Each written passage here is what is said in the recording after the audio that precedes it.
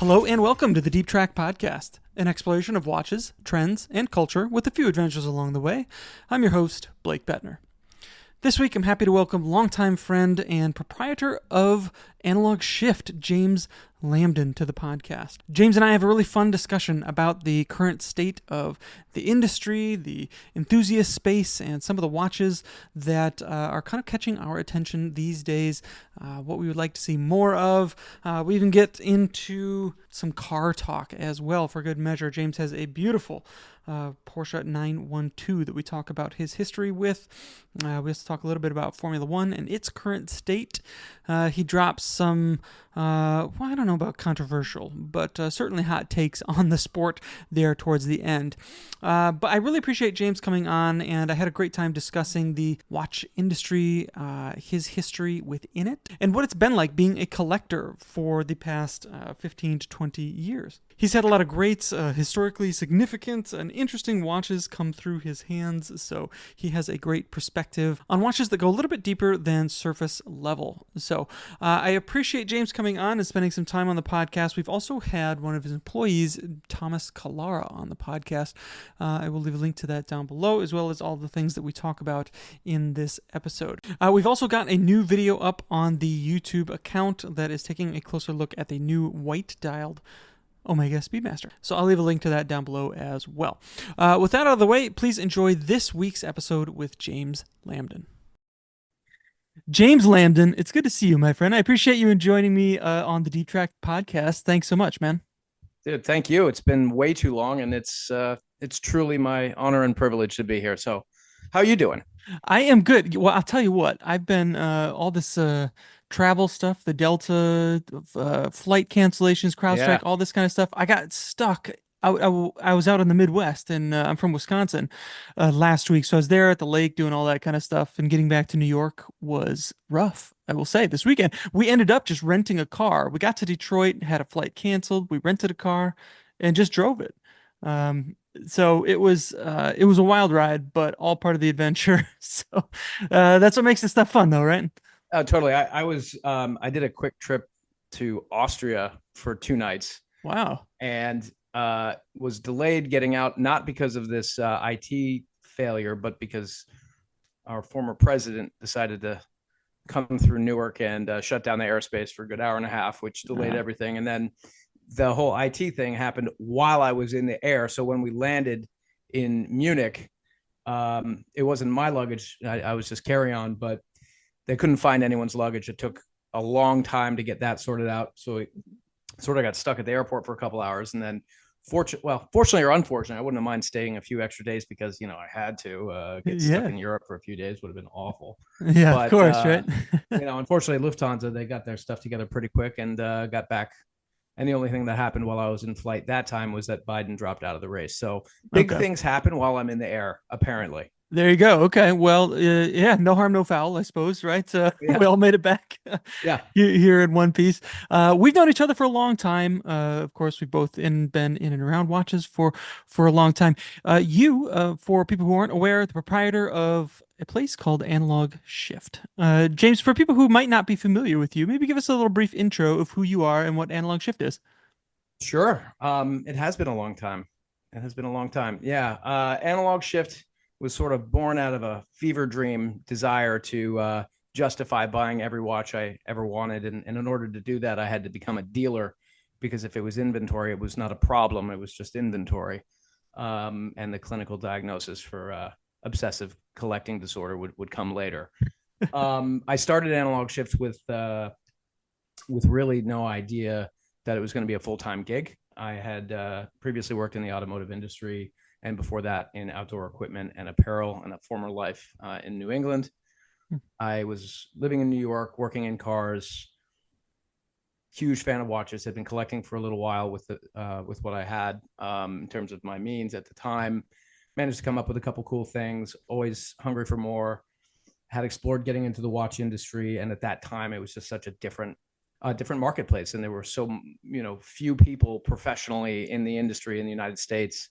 And even overseas at that time, it just hadn't popped yet in terms of popularity. So I'd applied at all kinds of places, only to hear that, I needed a job in watches before I could get a job in watches. So with a little bit of inspiration from what was beginning to bubble up in the micro brand space, in the accessory space, and in the content space, getting to know some of the people that we both know who've become, industry stalwarts and legends in their own right. Yeah. I was inspired and encouraged to start Analog Shift, and what I really took a focus on was vintage watches and transacting online. But it was sort of this curious blend of content and commerce, and we were right at the very leading edge of e-commerce for vintage watches. In fact, we may have been the first. I've said that before. I still haven't fact checked it, but I'm pretty sure while there were websites that had watches listed, I don't think a single one of them had an add to cart feature. And given the technical difficulties I had just logging into this podcast recording, it's needless to say, it was a happy accident that I made that work. Yeah. Certainly wasn't my skill. It was the skill of the people who I had helped me get that all up and running.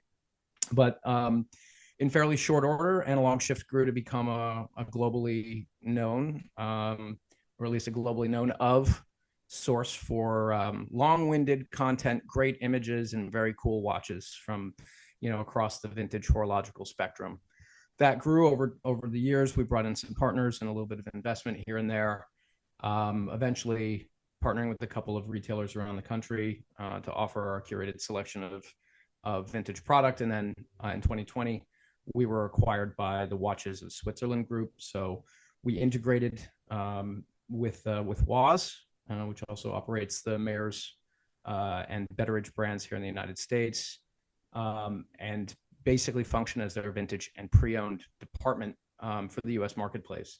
Yeah. I stayed on board, and it's now been about 4 years since that all went down, and I'm still going, man. Still love watches, despite despite the mileage. It's still something I love to do.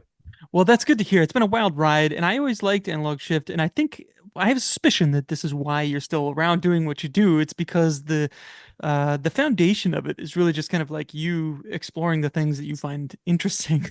You mentioned like, well, I guess it's kind of like my excuse to get into like where I can have a collection of watches and all that kind of stuff.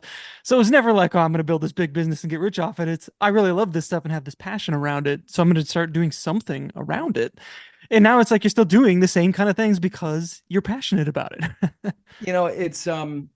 It's exactly that. I think that it's an interesting thing that I've worked in 3 career fields in which I was passionate about the subject matter. First in outdoor equipment and apparel, then with cars, which are arguably my first love, and then with watches. And the difference here was that I was doing it under my terms. I wasn't working for anyone else. I was doing it my way.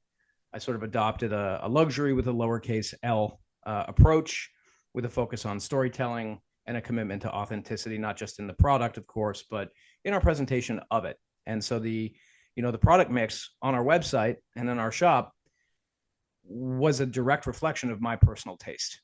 Yeah. And I think that the idea behind that was, since it was my money, buying these watches, if I got stuck with it, I had to be happy. So I didn't want to, I wasn't chasing hype trains or getting involved into the, possibly more lucrative elements of the business. At certain points, I was just buying and selling the things that I was most passionate about. And to a large extent, that's still very much the case, despite the fact that we have been acquired. Watches of Switzerland has empowered my team and I to continue to run Analog Shift in a very different kind of way than the rest of the sort of traditional, watch retail business. And a lot of that is about telling stories and finding the quirky niches within this and engaging with the community that makes all of this so rewarding. Yeah. I've got more questions on this. Before we get too deep though, let's do a wrist check. What are you wearing? Is that what I think it is? Is that a Zeitwerk? It's a Zeitwerk. Okay. Yeah. An unmistakable look of a Zeitwerk.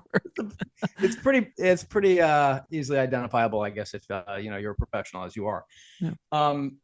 Yeah. I certainly have a foundation in vintage watches and still collect primarily vintage watches, but I have a huge love affair with a Lamdin. And I got my first one years ago, an 1815 boutique edition, 200th anniversary FA Longa edition. That's about as simple a Longa as you can get. Platinum case, black Arabic printed dial, and it's magnificent.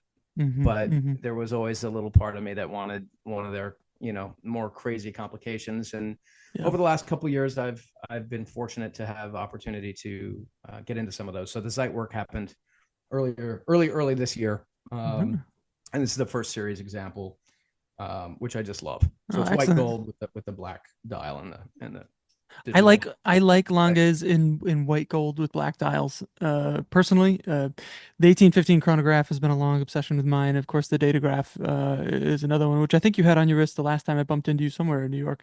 And it in the datograph in particular has always been one of those watches that is, whenever I think, oh, okay, I'm over that hump, or maybe I'll try and make a move for one, and then I look into them and they've moved even further up, and it just kind of is always on that route. And of course, there's been a lot of collectors who have appreciated this watch from the beginning, but I think people have started to catch on Yeah, eventually. it's an interesting brand. I think. I mean, it's a fascinating brand historically. I don't think anyone can possibly slight their technical prowess, their finishing techniques. Of course, their movements are yeah. I mean, they're pure sex. They're Yeah, just so beautiful. But as a collector, in sort of mindset, I love the fact that not everybody loves Longa, right? I love the sure. fact that it's a little bit it's a little bit too German or a little too large or a little bit too Teutonic, in its design language for so many people, and that's fine.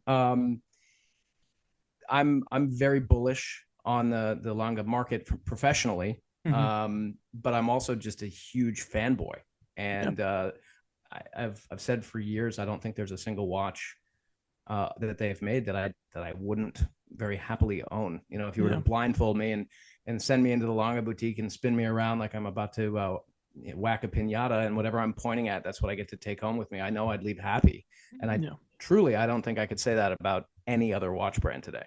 yeah. So yeah, it's I think that they're not what I'd call under the radar, but they are definitely not in everyone's wheelhouse, and that makes it all the more alluring to me. Yeah, absolutely. I agree with that. The Datograph, of course, experienced a anniversary this year, and they This celebrated year, yeah. that earlier this year in at Watches of Wonders in Geneva. Um, were you surprised by what they did for the Datograph for its anniversary? Did you have an expectation there? Did you think they would do something else?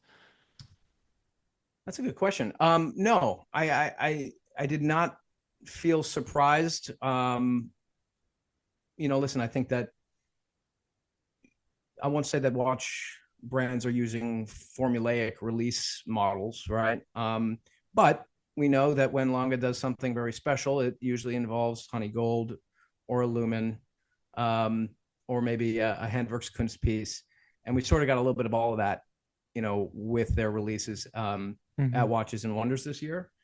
What I was a little surprised by was that there wasn't attention being thrown to the other watch that's having a big moment or a big anniversary this year, which is of course the Longa One. And my guess is that that will be celebrated here in a couple months. Probably somewhere around Oktoberfest, if I had to guess. And I'm very excited about that for sure. I have had a Longa One come in and out of my collection, an early yellow gold one, which doesn't fit with my white metal black dial theme that I have going on here. But Sure. at some point, I'm sure there's going to be either a pre-owned, early Longa One, Darth, or maybe a luminous model coming Yeah. my way, or maybe something as of yet unreleased. So I guess I was just surprised that they didn't celebrate the Longa One release earlier in the year, or the Yeah. Longa One anniversary, I should say, which I'm sure will be accompanied by a release. Yeah. But very impressed with the new Datograph for sure, though my personal preference does go to the original. Yeah, yeah, I'm there with you. I think people who were thinking it was going to be going back to a smaller case or something like that were not quite in touch with what they were going to do. I thought maybe there'd be like an Easter egg in there somewhere, maybe like drop the S off of meters on the tach emitter, like something small that would be a nod to Yeah. the original, which was 1999. Yeah. Yeah. So I mean, listen, I think that the reality is it's a, at least in my opinion, it's defensively the most important watch of the modern watchmaking era. I think it set the bar. It put the Swiss on notice, and every great, complicated, you know, uh, wristwatch in the last 30 years has been sort of the bar has been set by the Datograph. yeah, Um, it's not without its faults. It's heavy, it's big, at least it's tall, and it doesn't have an excellent power reserve. Um, Beyond that, I have zero complaints with the watch, and even those complaints are, as I've heard you use on the pod before, they're niggles. yeah, I'm like, yeah, sure. Do I wish it had a little bit longer power reserve? Yes. Would I yeah, change its size or weight? No. yeah. It's I mean, part the of the. 1815 chronograph exists, and it's probably the more like daily wearable or something in its proportions, but it doesn't quite have that special something about it. The You quirks need and features, whatever the of you would quirks and say. features. Yeah, Yeah. No, I think it's the date. I mean, that's what it's what the yeah, outsized date is. That's Longa, and I think that that's what was missing for me on my 1815, which is why the Datograph became my next move. Well, actually, it's not true. I did have the longer one briefly before the Datograph presented itself to me, and then once I was already, so deep into this, it was very easy to justify the Zeit work. yeah, yeah, yeah. You let go at a certain point, right? You're like, Yeah, well, yeah, yeah, yeah. All sense and reason have left the building. yeah, yeah. Uh, so that's a great wrist check. I'm wearing a Sea Dweller 16600 from the early 2000s, which is a watch that I'm quite fond of. It's I know got it. the That look that's recognizable, but it's a little more special than the sub, I think. And it's I don't know, it's just there's something about this watch I really love. I have a lot of love for Sea Dweller, and it's interesting. We've done a lot of vintage Rolex and contemporary Rolex through analog in the past, and I've been a collector and enthusiast as well. I haven't bought a Rolex in a while. That's not entirely true. I guess I bought one or two, but yeah, yeah. Relatively. But Sea Dweller is a watch that I keep sort of coming back to is like if aside from the GMT Master, which will always be my favorite collection, I think the Sea Dweller is kind of the one that's probably most under the radar, and it's it's if watch, and it looks like a sub to anyone else, but it's the little thing. So I'm Yeah, all about it. yeah. It's a great watch, and I love that you still have that. Yeah, absolutely. So, you've mentioned, you've alluded to how things have changed over the past, 10, 15 years, even collecting. I guess I've always liked you because you never really come off of like a salesman, which I appreciate. You just come off as someone who's like kind of nerdy and enthusiastic about this stuff, which I like.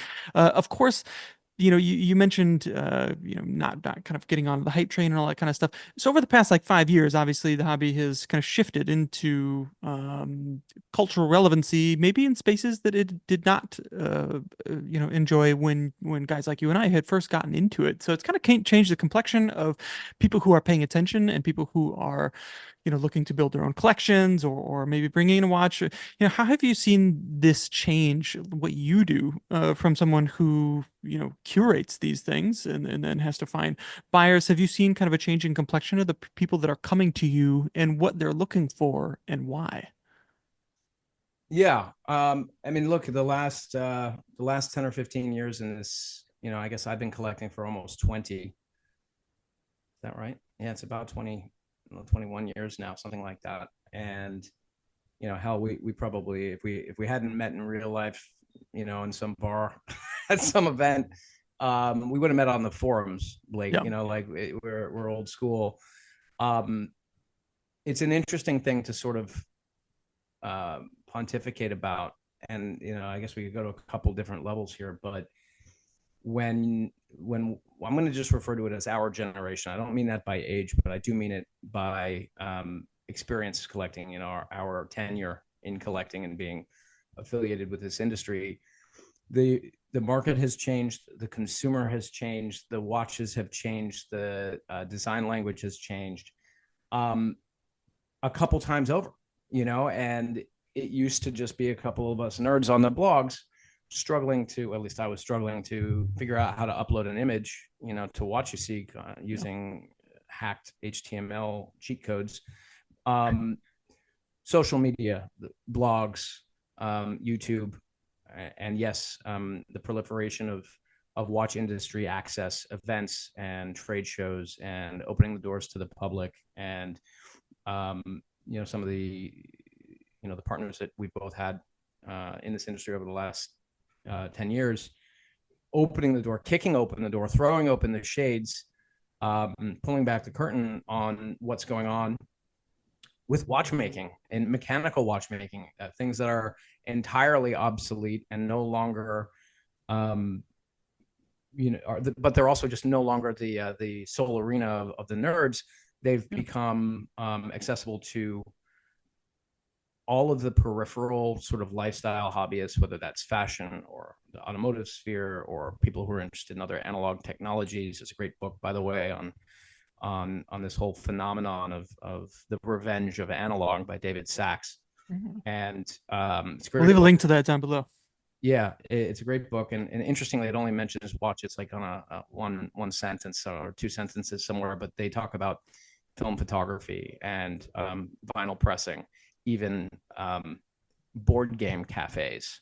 Wow. As a cultural phenomenon, sort of beginning to sort of readhere to the past. And I think there's probably some sort of interesting pendulum effect, and a straight line between the sort of advancement of contemporary disposable digitized technology in a rapid consumer environment, and then the counter effect, which is a resurge of interest in analog technology. So watches have played, I think, a meaningful role in the consumer hobbyist landscape, in the collector landscape, in the luxury landscape over the past decade. And I'd love to tell you that I was on the on the forefront of that, meaning I was helping bring it. And I think the reality is a lot of us were on the reactionary side, but we were just early adopters and maybe had our own idea about analog things, and our love for stories and our love for non-disposable crap. A lot of my interest came from my grandfather, and I've had them my whole life, but it wasn't until I started seeing how rapid the succession of iPods or iPhones or, just computer technology was. And I was like, well, wait a minute, I just spent how many thousands of dollars on this tech and it's obsolete less than a year later. Yeah. But that pocket knife that my grandfather gave me when I was 12 is still the best, pocket knife. And so for me, what happened in this industry and in this sort of cultural landscape, it just sang to the virtues that I was uncovering about myself. And then, to my great surprise and delight, it became a larger thing, and it leapt off of the forums, and it leapt off of those few guys hanging out in a bar somewhere talking about watches, while everyone else looked at us being like, what are those guys doing? Those dorks, to a true cultural phenomenon. And today, mechanical watches are, it's a bigger industry than it's ever been at any point in history. And that's exciting, but it's also dynamic, right? And so that landscape has changed a few times, as I mentioned. And I think that it's attracted different types of people, people with an interest in the technology itself, sort of the gears and gizmo nerds, the aesthetic driven buyers, the romance influenced buyers, the investment prospecting, and a little bit of bling bling hype train stuff. And frankly, it's all been feeding the survival of an industry that arguably could have died, and maybe would have died in the 1970s if it weren't for a couple of nerds hanging on, or some sort of antiquated concept of capital L luxury. So I think that that's probably a broader answer than you were hoping, but I think that there's just a large cultural zeitgeist thing happening, that it's got its tentacles into all of it.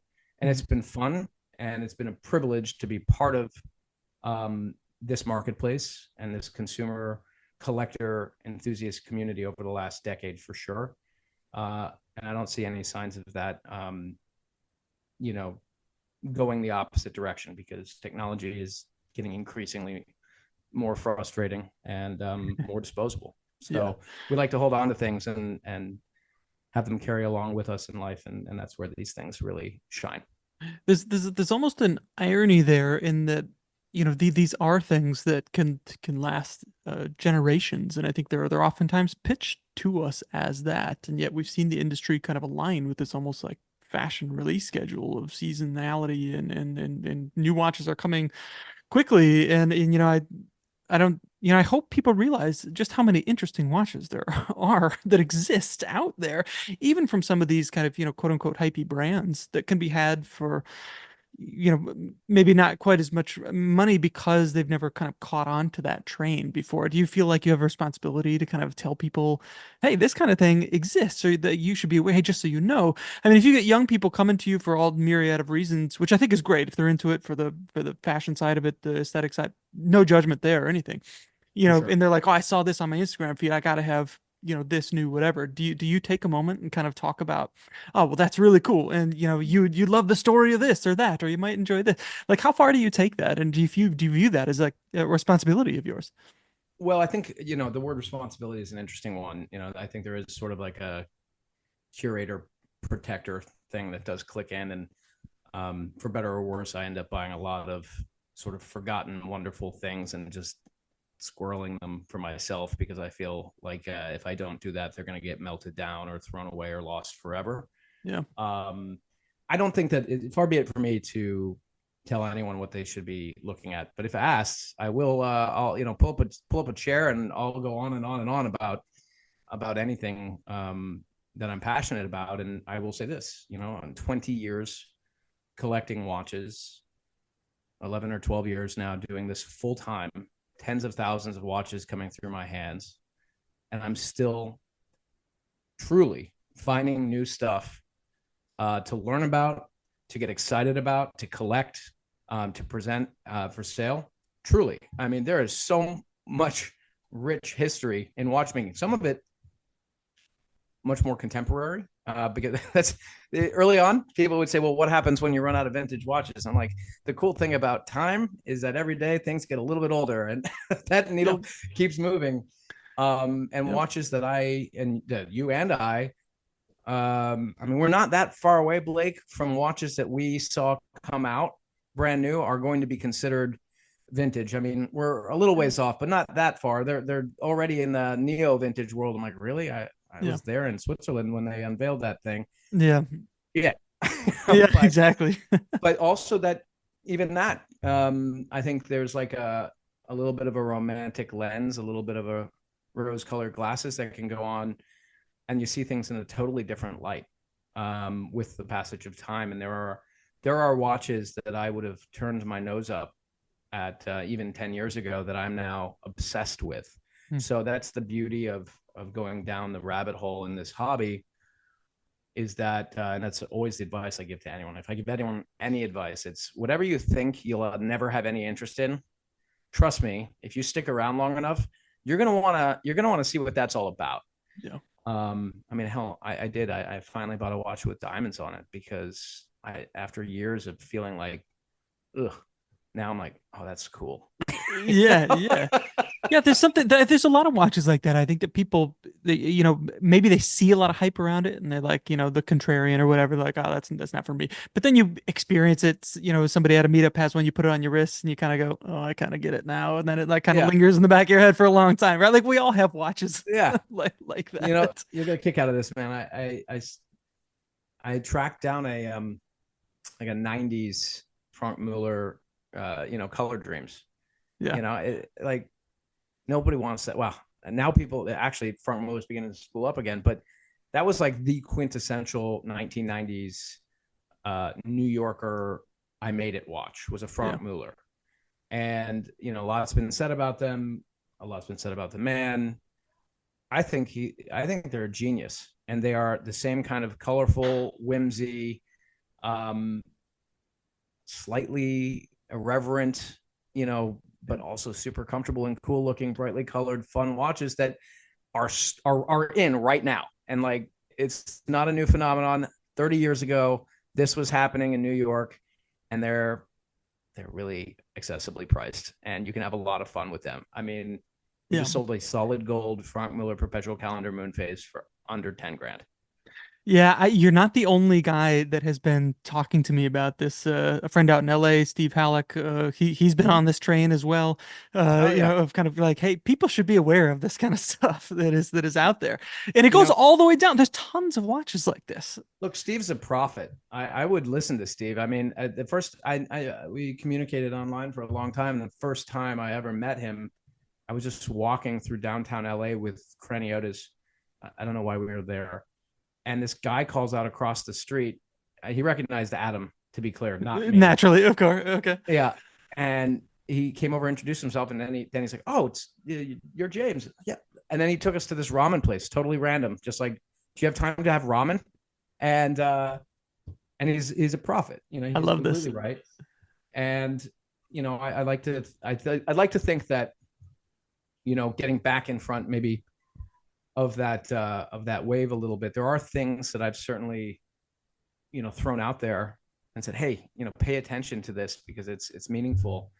And people are going to care someday. And I've been too soon on a few things. I remember one year I really tried to bring attention to, if you can imagine, 5-digit neo vintage Rolex sports models.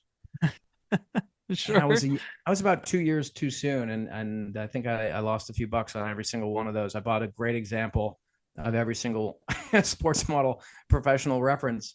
Which, to be clear, all the 4-digit versions I had were selling like hotcakes. I'm like, you guys got to look at these. Yeah. Look at them. Same case proportions, but you know, higher beat, quick set movements, sapphire crystal, but still tritium. Better bracelets. Look at it. Look at the value here. Yeah. And yeah, no, it was too soon. So too soon. You know, do you think that I feel like that market has really been interesting lately? What do you think of modern day Rolexes? Did you find them interesting at all? You know, I know that they do the thing, you know, the ceramic bezels, all this kind of stuff, and now they're getting a little bit of age in them. You know, it's been 15 or a little more years or whatever since we've seen this stuff to start to come up. And I just wrote this thing kind of in defense of the 114060, the dateless Submariner with the ceramic bezel, and kind of the chunky lugs and all this. Yeah. It's kind of like, you know, I called it, you know, it's maybe like the 996 generation of 911. As you know, it's got a few things in there that maybe history will not look kindly on, but there's some real charm in here if you look a little bit deeper. Maybe. I think this I'll answer this as politically neutrally as I can. I'm a huge fan of the 996, and it's the only other Porsche I'd like to own aside from my you know, old 60s car. Yeah, I think that it could be one of these cases of a little bit of time goes by and you look at it in a slightly different light, and all of a sudden it's mega charming. Yeah. Like maybe that was overblown. Like the headlights aren't that bad. Well, I mean, listen, all I'm saying is if you put a full turbo aero kit on it, it looks like they're meant to look like that. You know, I think where it falls off is when you get a little bit of an underbite on a non-aero car, like a, you know, a C2 or something like it can look a little wonky. And I get that. And I was part of that camp for a long time, but yeah, I really like a turbo. I really like a GT2. I like a lot. Of course. And that might be the lug in you know, in another 20 or 30 years, how people will look back on this, be like, oh, maybe that was judged a little too harshly. I feel like they will find ways to show their age that people aren't anticipating right now. Yeah, I mean, and also, you know? Let's just face facts, especially with Rolex. The ones that nobody wants are the ones that everyone's going to want eventually. Yeah. I mean, every time without fail. The one that sits around, that's going to be it. Going all the way back to the Paul Newman Daytonas, you know, and that's before our time, but we've spoken to all those people who used to sell them for a couple $100 or throw them in on a bubble back deal. Yeah. So that was the thing. That's true. That was a thing. And, you know, I remember we had a couple of, you know, white dial mill guy. Yeah. Which one of my friends had nicknamed the BB8, which I think is appropriate. Oh, nice. I like that. Yeah. Okay. Yeah. I'm here for it. Nobody wanted them. They were sitting on shelf. And then the day they announced the discontinuation, Yeah, all of sold course. in an hour. It was amazing. Of And course. I think that that's just sort of part of the lesson there is that they make an incredible product. Yeah, And whether it's a mass production model like a no date sub or maybe one of their more out there models, I'm a huge turnograph enthusiast for, those sure. of you who even know what that is. Um, or, the older references, of course, Midas being one of my all time favorites. Yeah, I feel that Um, watch is more relevant than ever right now. I feel right? like people are, oh, there's, all these newer watches are coming out and they kind of look a little weird or asymmetrical. And then, all these articles start talking about, oh yeah, remember this weird watch from Rolex? It kind of looks like that. They were ahead of the game there, maybe. I don't know what's going on there. There it is. There it is. So yeah, I mean, I do have, I think we all have to have a healthy respect and appreciation for what Rolex does. Yeah. Um, and the iterative nature of their collections is, they really do it right. Yeah. You know what I'm excited about is whatever they do next with the new case that they put that new Air King in. I guess Mm-hmm. it's maybe been a year or two now, but I really love Mm-hmm. that case. And to my knowledge, it's the only reference that uses that case. I heard you talk about this. I think with Surely West. that can't say that way, right? Like, come on. I think I'm pretty excited to see what's going to happen with titanium. Obviously Tudor's been working with titanium for some time now with great success. Um, I'll be honest with you. We have, we're a Rolex AD, and I think we get a fair number of watches being partners with Rolex for 100 years. I haven't even seen the new Yachtmaster Titanium. I haven't seen a single one come Wow. through, and that's either because we're not getting a lot, which is probably possible, and also they're going, very quick because the demand is high. But my God, can you imagine what titanium will sort of do across the line for Rolex should they Yeah. decide to do more with it? And I think that's fun, and it's sort of a decidedly down. I don't want to say down market, but sort of down that technical path of industrial tool sort of materials. Hmm. But yeah, I love that they're playing with that, and of course, I'm always plugged into whatever they're going to do next. It's Yeah. relevant. Yeah, yeah. I'm still holding out hope for a modern Explorer 2 in titanium. I think that case would do titanium would do it a lot of favors. I'll just say. So Yeah, when you open up the watch box in the morning, are you like picking out something new, interesting each day, or are you swapping watches throughout the day, or do you have like this is just a watch that I'm wearing, and it's like a month goes by and you're only wearing that watch? I think it's both. It's a little bit of both. I wish I had a different answer for you, but I think I've changed watches 3 times today. Okay. Um, I rolled in my diamond lugged Cartier Tank American from the '90s. I wore a Rolex for a while during the day, and I switched up to the Zeitwerk in the afternoon. In the You afternoon. know, Okay. And that's a normal day, right? Like this it's a pretty is normal day. yeah. Um, I've been checking a few boxes in the last couple of years. I didn't buy watches for a couple of years. Yeah, that's a lie. Of course I did, but I For the didn't buy anything. personal collection, right? Yeah, personal. Yeah, that's what I meant. I Yeah. buy a lot of watches Yeah, for, yeah. for my job. It's the best part. But no, for my personal collection, I really, I don't want to say I took a break, but I didn't get serious about buying big watches for a couple of years. I focused on growing analog within the Watches of Switzerland network. Some car projects took priority. But this last 18 to 24 months, it's been a little bit of a yeah. So I bought some long-term goal watches for myself, and a few of those have gotten disproportionate risk time, for a couple weeks or Okay. a couple months even. Well, that's good. Yeah, so I still got it. Yeah. I've got a lot of watches to play with in inventory as Yeah. well, and of course I like to test and function check and spend time with those as well. But that's always been a perk of doing this. Yeah. I've been in your office a few times, so I know that I would be tempted to be switching watches quite often as well. Yeah. You've always got some really fun things there to play with. Um, you mentioned earlier that you were driving a specific car, a 718, I believe, RS. I had Matt Farah on a little while back, and I think he had just come off of driving that car relatively recently as well. I know you're a big car guy. Yeah, I'm looking at you now. I see some old racing posters and stuff like that in the background. So let's talk cars a little bit. I know you have a really interesting, one of my favorite Porsches of all time, the 912, of course. And you've had that for as long as I've A known you, long I time. think. Yeah, and Yeah, it's a a long, long time. beautiful, beautiful color. So what were you doing in the 718 RS, and what were your thoughts on it? Okay. I don't really know how I ended up there, but at last minute, I had a friend reach out and say, "Hey, would you like to go to Austria to do an event with Fat International, celebrating their 30th anniversary? Um, with 30 Porsche." And I said, "Yeah, sure, let's Horse? go." Yeah. Yeah, obviously.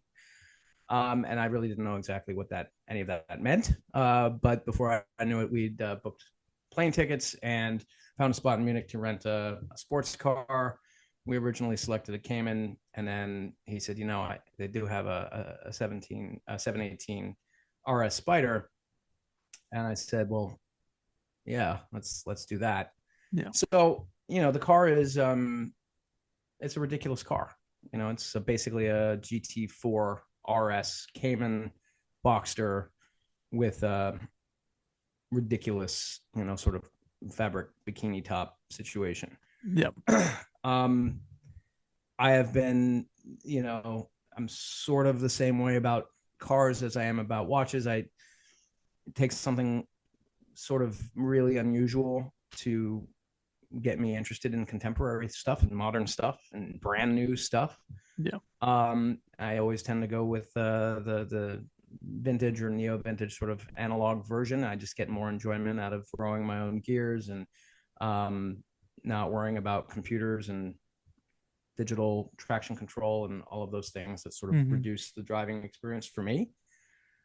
But what we ended up doing was hanging out in this this national park in Austria where they've built a restaurant, which is it's a cottage up in the high elevation mountains amongst these incredible driving roads. Hmm.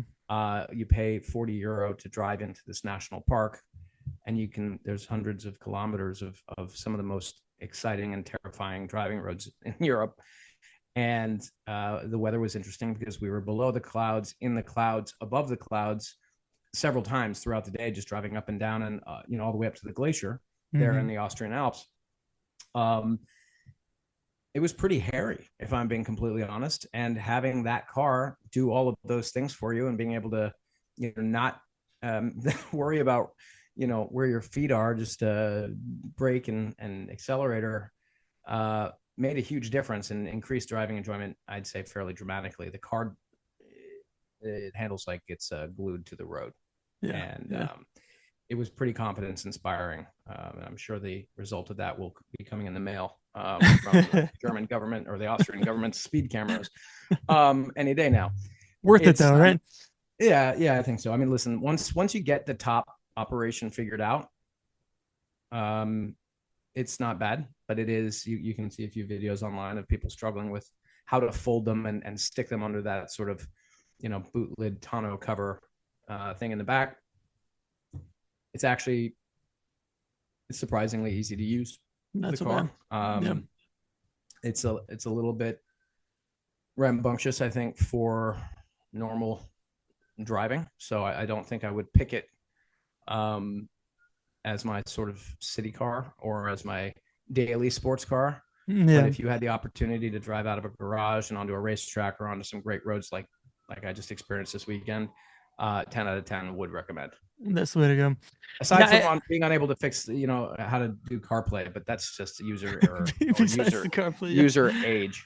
That stuff is for the birds. You've had some interesting cars, like the 912, the E39, like those don't have any of that fancy stuff, right? And I sort of topped out with like OBD2 and like the cassette thing with the wire that came out to plug in my Discman. Like that was pretty yeah, much yeah, I can figure those cars out. Beyond that, I need it takes a while. It it's takes all a the while. tech you But need. Yeah, that's all the yeah, tech you yeah. need. Although I do once again I have a new car on order. It's the first new car that I think I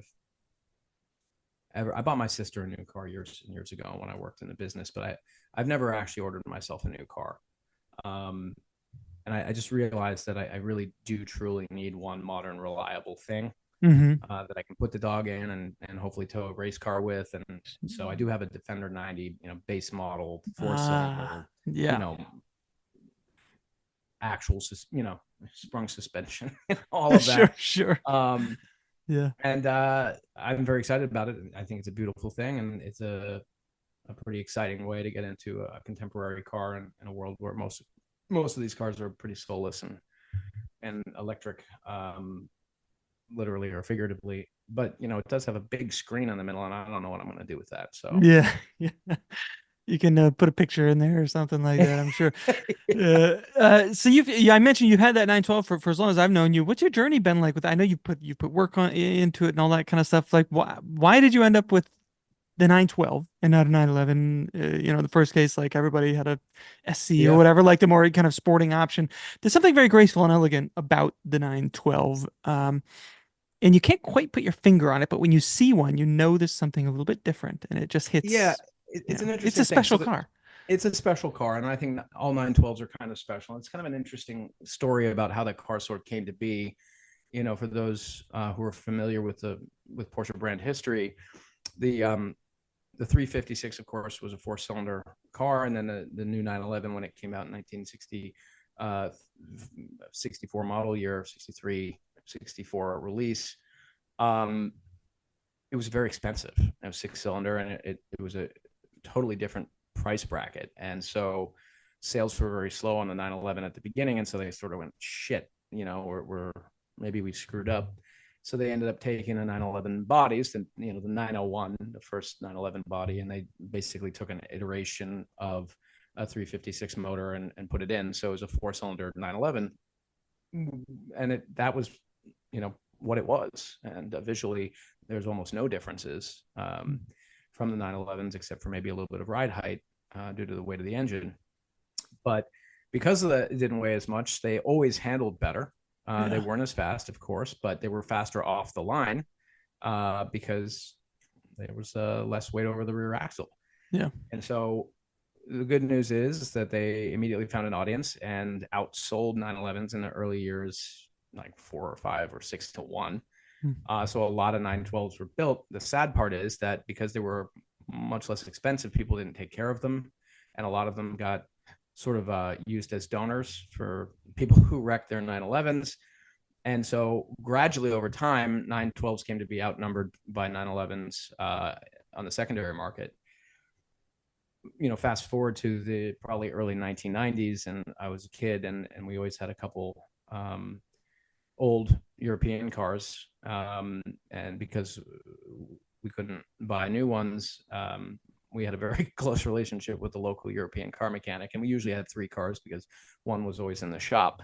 But I have this very distinct memory of going to the shop, which no longer exists, but it was called Northern Motorsport in Wilder, Vermont, and they always had interesting cars in there. I mean, really interesting cars, and they, basically, if you had an Italian exotic or classic car, or British exotic or classic car, or German exotic or classic car, and you live north of Connecticut, this is where you had your classic serviced. And I mean, they looked after Bugattis and Bentleys and Ferraris and everything. And then, of course, they had a front yard full of rusting Volkswagen Foxes.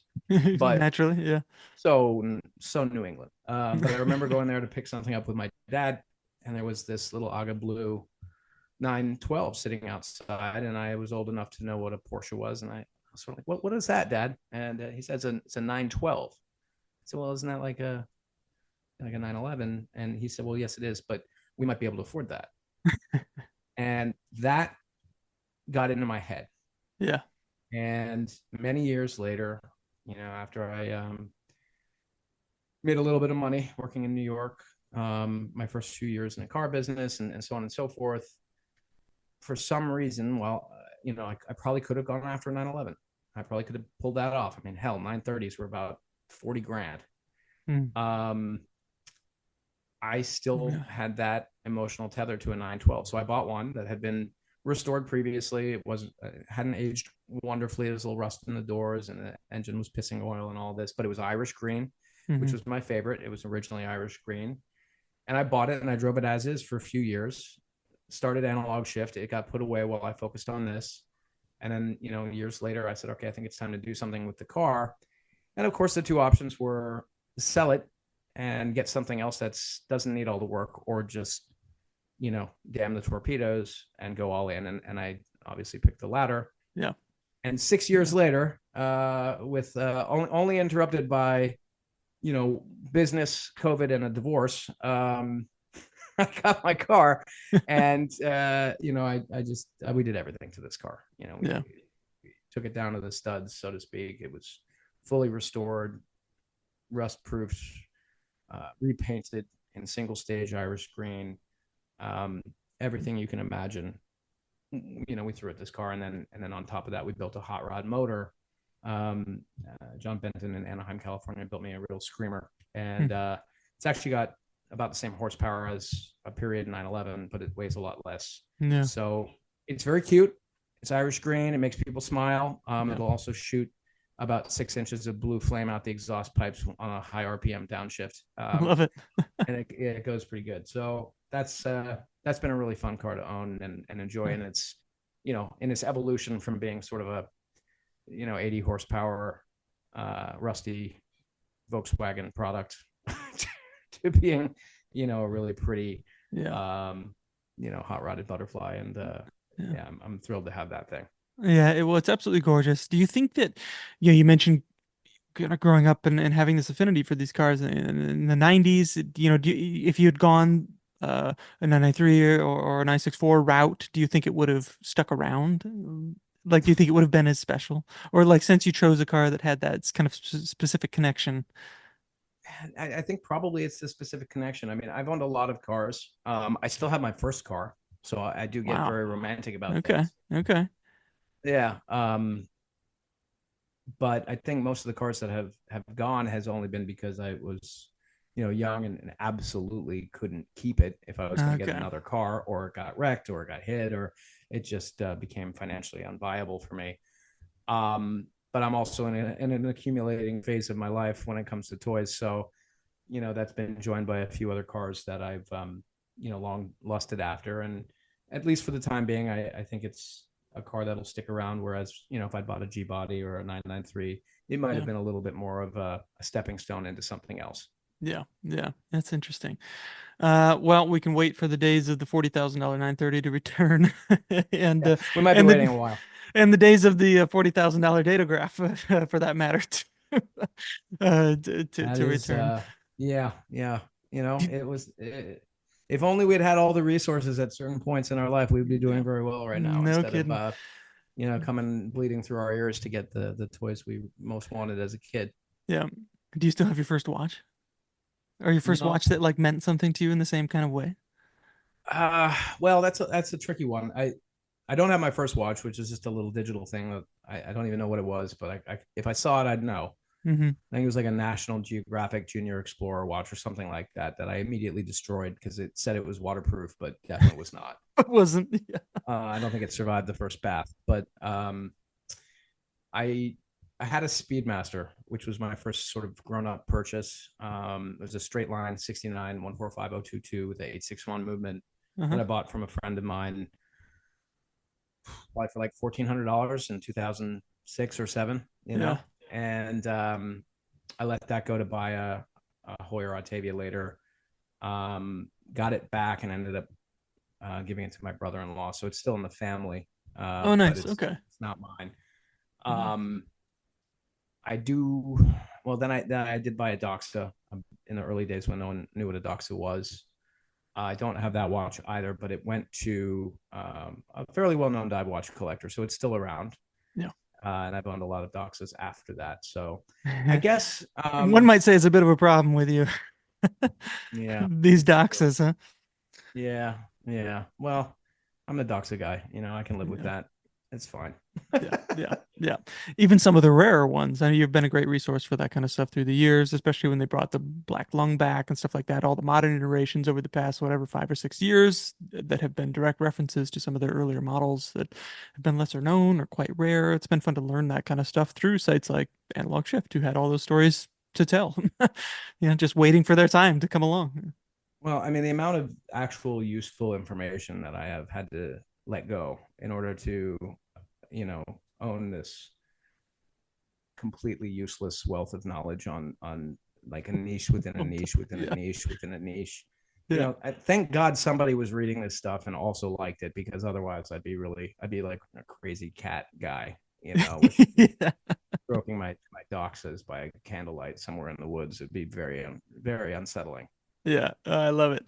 Well, I want to be sensitive to your time. There's only one more thing that I wanted to ask you about, and that is just your brief thoughts on the modern state of Formula One. Yeah. So, uh, yeah, Or not maybe a you could tell fan. us the golden era. What's the era that you Ah, long for of well, listen. I think this is going to sound sort of um like counterculture, because listen. I'm thrilled that motorsport is having a moment, and that Formula One is as popular as it is a good thing for motorsport in general. The reality is, I've been watching Formula One on and off for 20 years, and there have been eras that were truly brilliant, like those V10s. yeah, There were eras in which the changing rules became so asinine that it became painful to watch. Thanks, Bernie. yeah. Um, and then there's been this sort of modern era, which is, I just don't think it's found its stride in terms of actual competitive motorsport at this time. And I know that's probably a very controversial feeling to have, but I'm going to stand by it. And the reason is that you can really have experienced the whole race. Just watch the recap reel or the first 3 laps and the last, or if Hmm. there's a shunt or a rain delay or something like that. But I got to tell you, watching the same two guys at the top of the podium for the last, I don't know how many years, is fucking boring. Yeah. Um, I and then also, when Kimmy left, it was I was like wondering if there was any reason to ever watch Formula One again. It got boring naturally because of that, right? Yeah, yeah. I mean, I had breakfast with him once, and it's a very quiet meal. Yeah, okay, sure, sure. You don't want to be the one stepping in. No, yeah, it was great. It was perfect. I mean, if he'd been really chatty, it would have not been on brand. But Yeah. I am a fan of Fernando Alonso. Okay. Um, I think he is he's a vanguard for motorsport in general.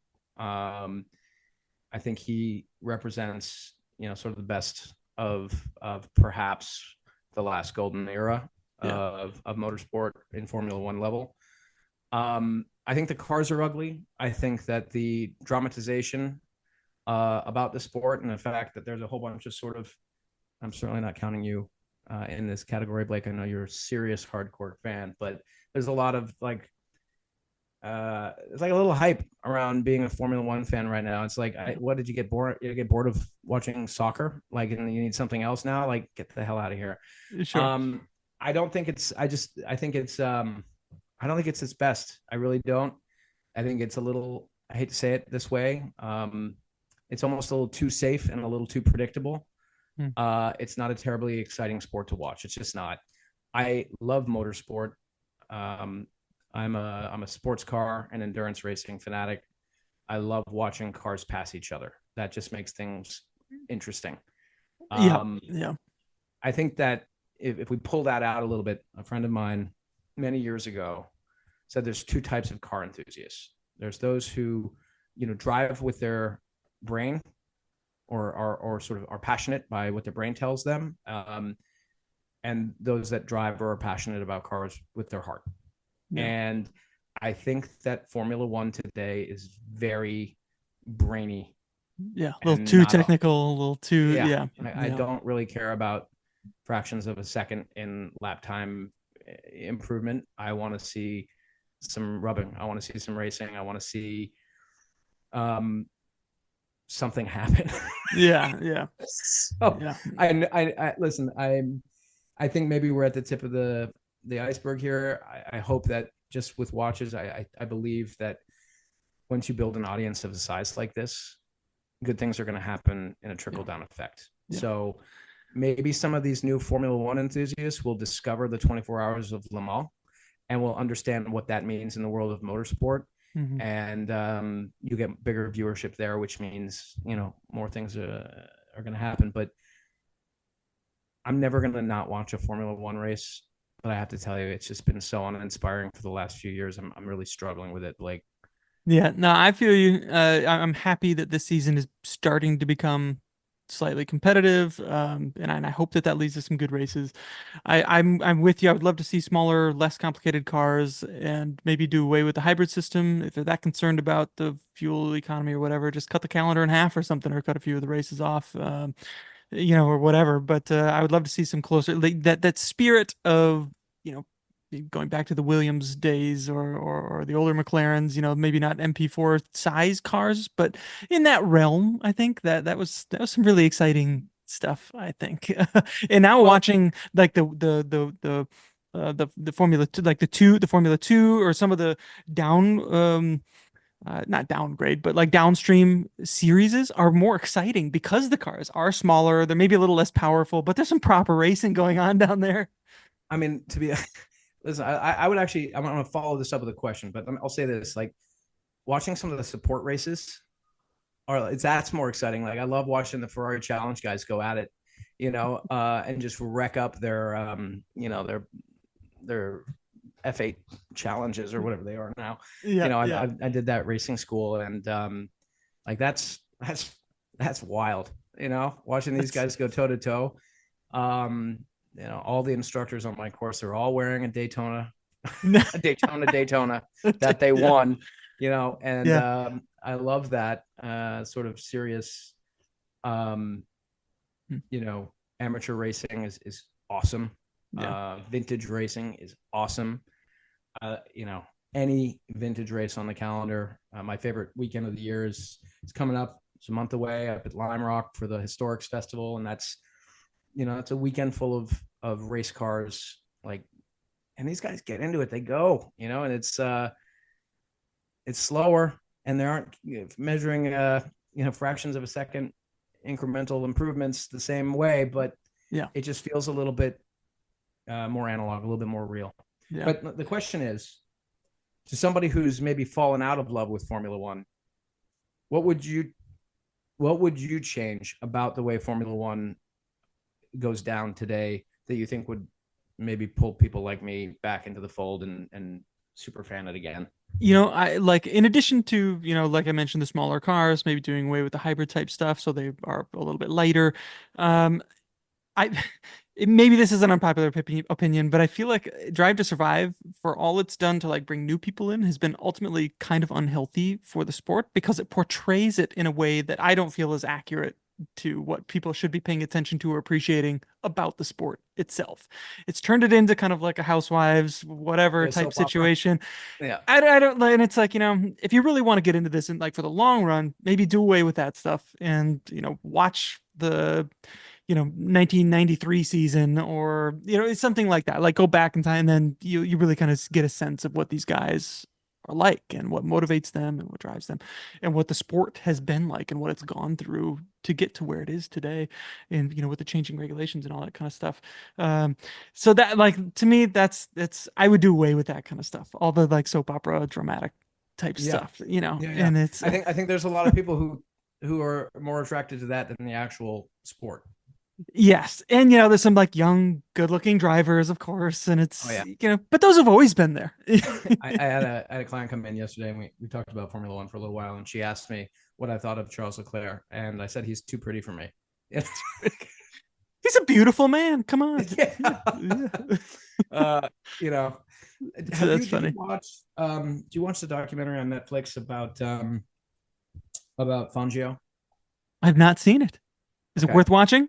It is worth watching. First off, it's a great Okay. historical documentary about, arguably the greatest racing driver of all time.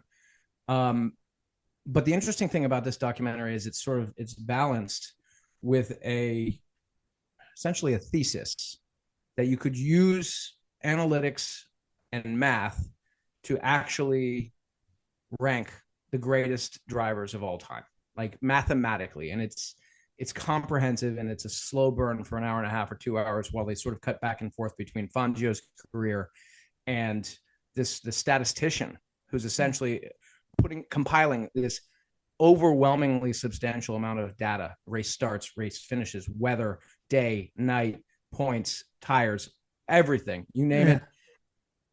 I think you'd be surprised when the rankings come out as to who's not on that list. Sure. Okay. Okay. We'll put a link to this down below. You said it's on Netflix?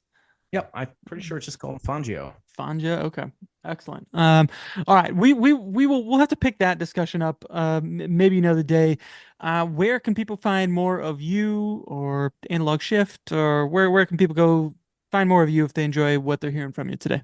Well, God help you if you want more of me. But Analog Shift can be found at analogshift.com and at Analog Shift on all your favorite social media channels. And yeah, I'm just at James Lamdin on Instagram.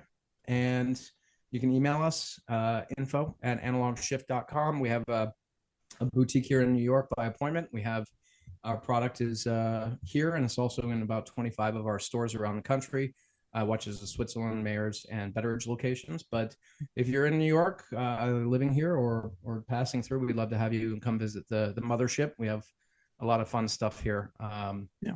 And one framed Formula One photograph that I'm looking at, and it's Kimmy. So Nice. Nice. Love it.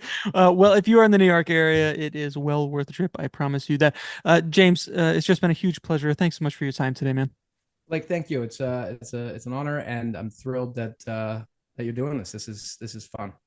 Well, I appreciate it. And I will have links to everything Analog Shift related down below. Thank you so much for tuning in. We appreciate it. I'll also leave a link to a prior episode we did with, I believe, one of your employees, Thomas Kalara, not all that long ago, down below as well. He's a good kid.